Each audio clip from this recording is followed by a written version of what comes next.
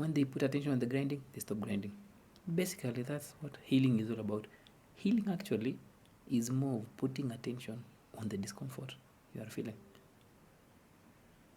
So if you put attention on the discomfort, let's say if you are feeling unworthy, feeling like you've not made it in life, if you just put attention on that, it's like you're telling your mind that, hey, I understand that you are trying to make me believe these things, but I also understand that I will overcome this. It's just that simple. It's bringing what's unconscious to conscious. That's basically healing 101.